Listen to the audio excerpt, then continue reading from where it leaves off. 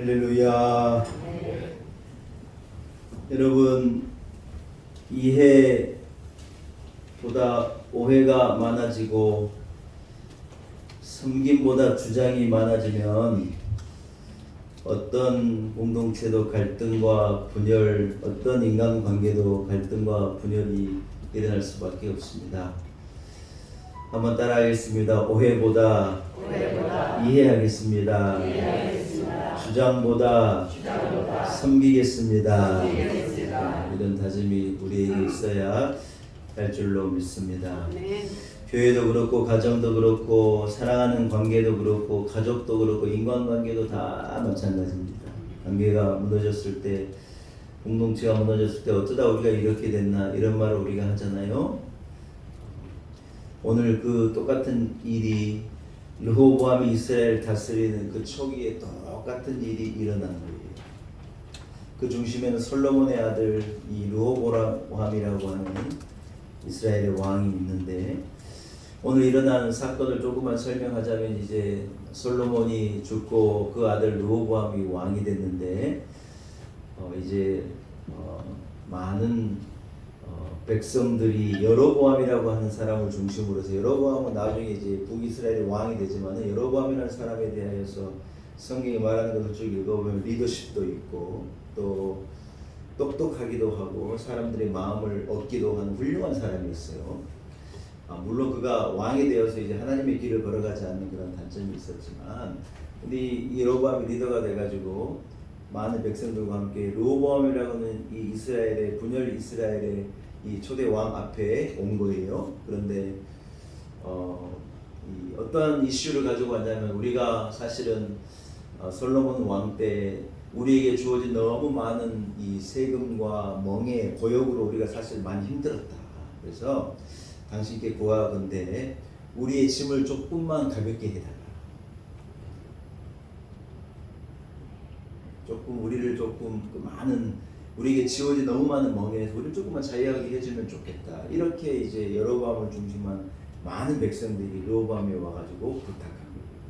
이제 정권이 바뀌어서 새 왕에게 제가 볼 땐 충분히 말할 수 있는, 물을 수 있는, 요구할 수 있는 정도의 일이었지 않는가 그렇게 생각이 되는데, 이제 그 말을 르호보암이 마음에 품고 이제 두 부류의 사람을 만나는 거예요. 첫째 사람은 누구냐면, 아버지 때부터 이 소위 이 강요와 어떤 이 왕의 이 다스리는 자리에 있으면서 왕에게 지혜를 말하고 이 참모 역할을 했던 이런 오랜 지혜를 가진 어른들 부류, 소위 오늘 보면 노인들이라고 말했는데 장로들의 부류겠죠. 그 사람들 한 부류와 자기하고 함께 자라는 젊은 이 소위 말해서 젊은 지식인들, 그런 사람들 두 부류에게 각각 이 질문을 묻고 거기에 대해서 대답을 한번 해봐라. 어떻게 했으면 좋겠냐? 사람들이 이렇게 말하는데 내가 어떻게 했으면 좋겠냐 하는 것을 물은 거예요.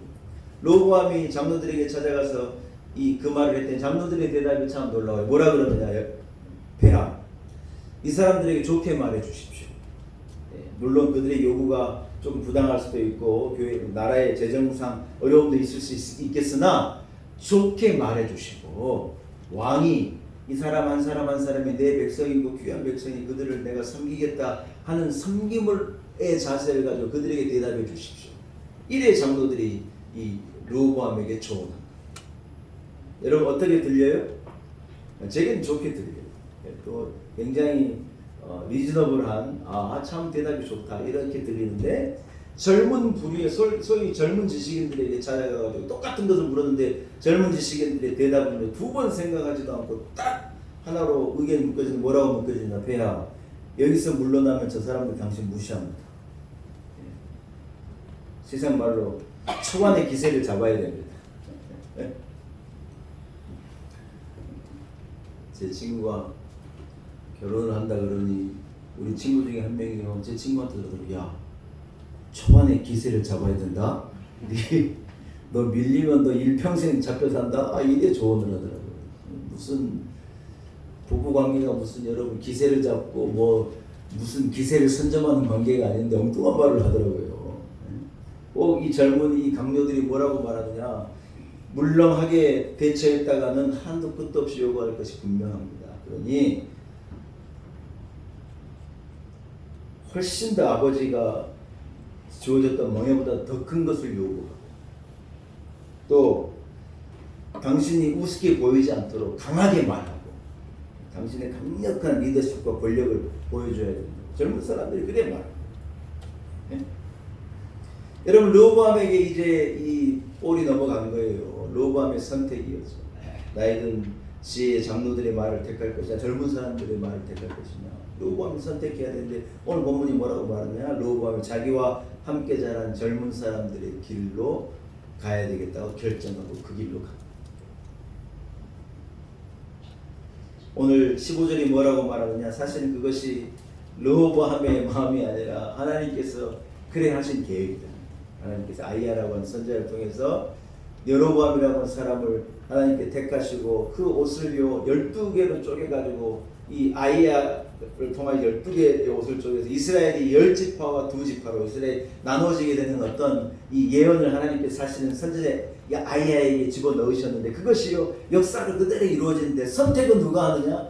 르호보암이라고 하는 왕이 그것을 선택했다. 자, 여기까지 이해되시면 아멘. 아멘. 자, 여러분, 오늘 이런 일이 이스라엘에 일어나게 되어지고 르호보암이 그들에게 강력하게 대답한 거예요. 첫째, 이스라엘에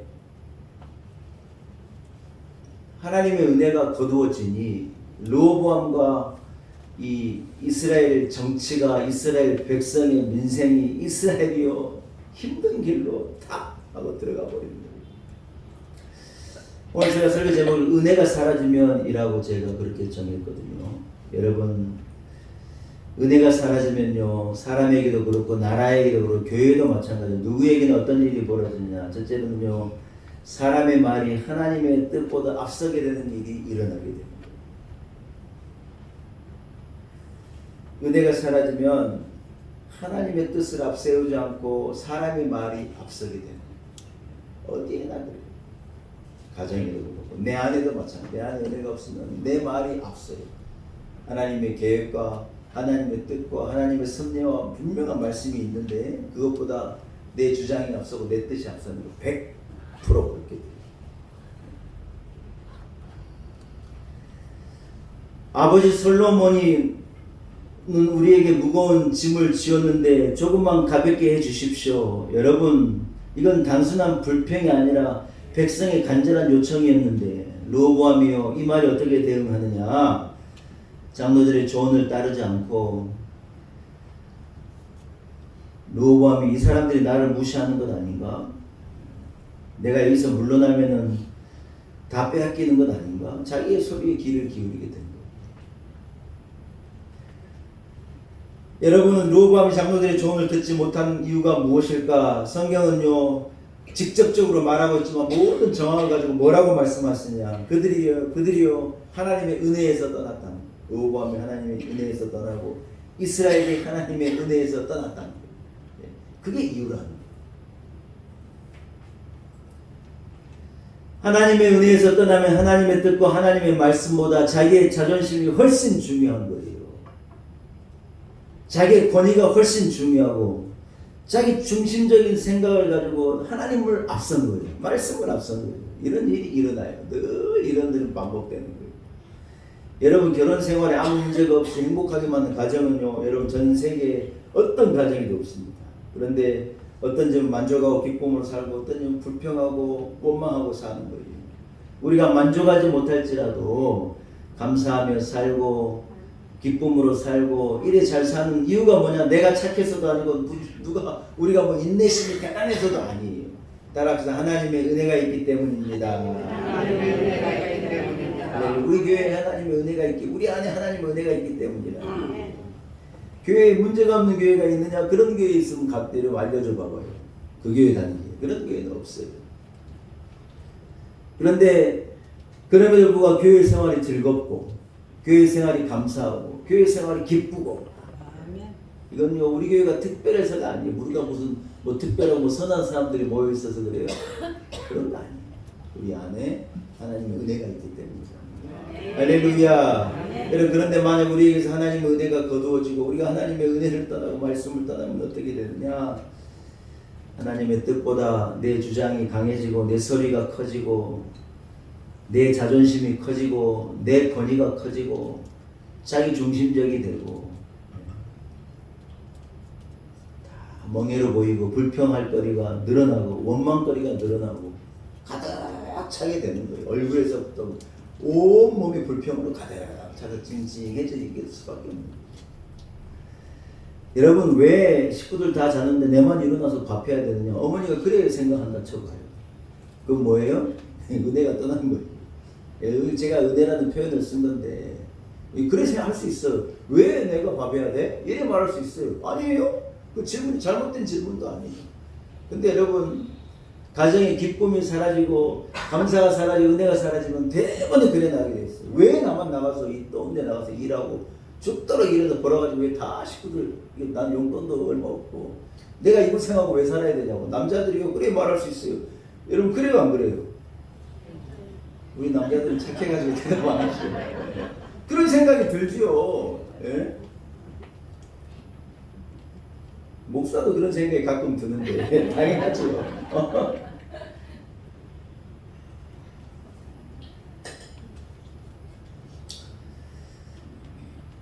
여러분, 우리가 교회를 위해서 봉사하고 어떤 이는요 평생을 교회에서 봉사하고 섬기는데 어떤 사람은 교회에서 나한테 해준 게 뭐가 있냐 이래 말할 수도 있어요. 여러분, 교회를 두고 그렇게 말할 수도 있고 저렇게 말할 수도 있어요. 사람이 선한가? 여러분, 하나님의 은혜 안에 거하느냐 내가 하나님의 은혜 받게 거하느냐 그 차이가 있는 거죠. 우리가 은혜 안에 있으면 불평할 거리도 감사할 걸로 바뀌고 뾰족하고 못난 것도 우리는 얼마든지 품을 수 있어요. 그러나 우리 안에 은혜가 사라지면요 하나부터 열까지가 다 꼴보기 싫은 거예요. 그래요 안 그래요? 그래요. 아내가 예쁘면 친정의 말뚝도 이쁘대요. 아내가 너무 예쁘면 제 친정의 말뚝이 뭐 이쁘게 친정의 말뚝도 이뻐 보이는데. 처가의 말뚝도 좋아 보이고. 근데 은혜가 사라져 봐요. 이 사진 속에서 빵꾸 듣고 있는 남편 꼴 보기 싫어서 남편 출근하면 사진 딱 엎어놓는다잖아요. 이게 얼마나 행복하게 살 수도 있고 기쁘게 살 수도 있고 즐겁게 살 수도 있고 교회 생활이 기쁘고 감사하고 다른 게 아니고 우리가 은혜 안에 있나 따라합시다. 은혜 안에 있어야 합니다. 은혜 안에 있어야 합니다. 은혜 안에 있으면 내 안에 있는 내 말, 세상에 주장하는 사람의 말이 앞서는 게 아니라 하나님의 말씀을 우리를 앞서. 하나님 우리를 이끌어가시고 선한 길로 복된 길로 은혜의 길로 이끌어가시는 믿습니다. 은혜를 우리 성도들 되시기를 축복합니다. 두 번째, 하나님의 은혜가 사라지니까요. 한번 따라합시다. 리더십은 권력이 되고 섬김은 자기 과시가 되었습니다. 할렐루야. 여러분, 제가 반복에 말하지만 오늘 본문에 나와 있는 이 상황은요 단순한 한 왕 르호보암의 잘못만이 아닙니다.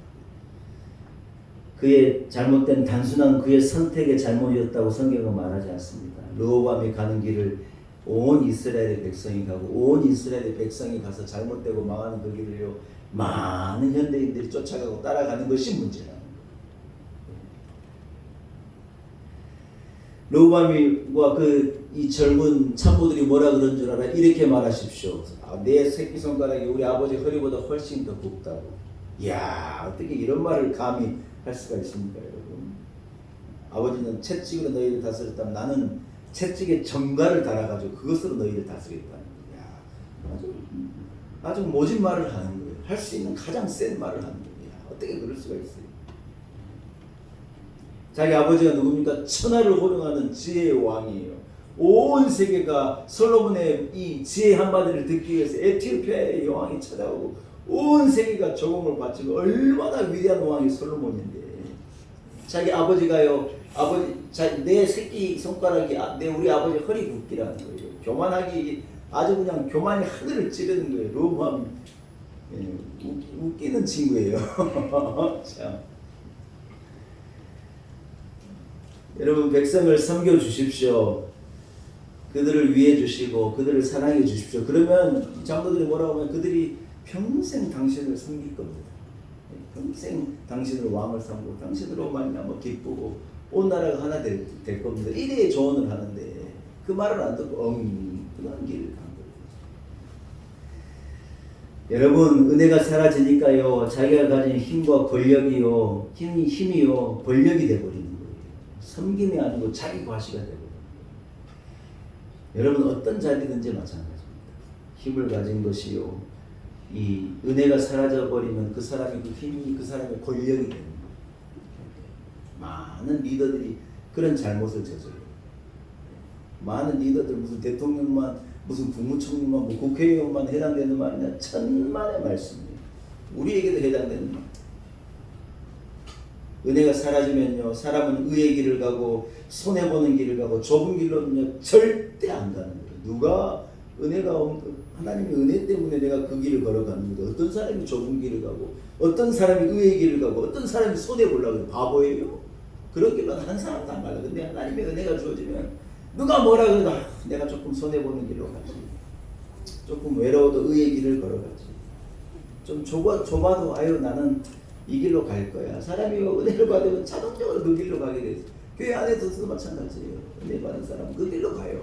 알아주든지 안 알아주든지 뭐 칭찬을 받든지 이러든지 저러든지. 근데 여러분, 은혜가 딱 사라지면 어떤 줄 알아요? 그게 자기 권력이 되고 힘이 되고 자기 과시가 되고 알아줘야 되고. 그게 뭐냐? 다 은혜가 사라지면 가는 공통적인 길. 그건 언제부터 그러냐? 이 성경 때부터 그래요. 지금까지도 그래요. 여러분, 우리가요 하나님의 은혜 안에 거해야 될 이유가 있다는 거예요. 이유가 우리에게 허락하신 여러분 자리가 섬김의 자리가 되지 않고 이 권력의 자리가 되고 힘의 자리가 된다. 그것은요 100% 내가 은혜 밖에 있다는 증거예요. 증거. 사랑하는 여러분, 하나님의 은혜가 있는 사람은요 다스림보다 섬김을 선택하는 거예요. 그러나 오늘 르호보암이요 하나님의 은혜에서 떠나고 말씀에서 떠나니 그가 섬김을 택하지 않고 섬김을 받으려고 그러고 독점을 하고 권위를 가지고 짓누르고 억누르고 힘을 과시하고 막 정갈을 휘두르고 그 길로 가는 거예요. 힘으로 말하자면 남편이 아내보다 훨씬 힘이 세잖아요. 그래서 우리 남편들이 힘 자랑하자. 집에서 누가 힘 자랑하겠어요? 바보예요. 우리는 섬기는 거예요. 쓰레기 갖다 버리라면 예, 쓰레기 갖다 버리라고. 요거 이렇게 하세요. 예 하고 닦으세요. 예 닦고. 우리 나란 대로 하는 거예요. 우리가 무슨 뭐 힘이 없어 그런 게 아니에요. 힘을 섬김으로 바꾸는 거예요. 집이 평안하고 하나 되는 거예요. 여러분, 예수님이 제자들의 발을 씻기신 거예요.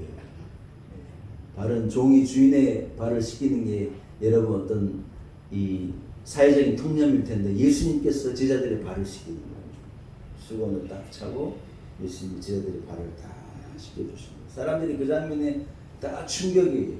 어떻게 저럴 수가 있을까? 예수님께서 당신이 가진 힘을 가지고 내가 누군데 이래 말씀하시지 않고요. 그걸 가지고 섬기는 길로 나가시는 거예요. 예수님이 백마를 타고 예루살렘에 입성하셨느냐 천만의 말씀이에요. 나귀 새끼를 타고요. 멍에 한번 매보지 않은 연약한 나귀 새끼를 타고 참 우스꽝스러운 모습으로 예루살렘에 들어가시는 거예요. 하여튼 백마를 타고 사진을 찍는 사람은 전부 이단의 괴수인 걸 알아야 돼요. 희한해요 여러분. 전부 요한계시록에 있는 말씀을 따라서요. 다 하여튼 내놓으라는 이단의 수괴들은 다 백마 타고 찍은 사진이 전부 있어요. 저 위에 저 친구도 백마 타고 막 다니는 거예요. 그게 자기 권위에 대한 어떤 상징인 거예요. 사랑하는 여러분, 만왕의 왕이신 내 주님께서 십자가 멍에를 메고 골고다 언덕을 오르신 거예요. 은혜를 잃어버리면 르호보암은요 섬기지 않고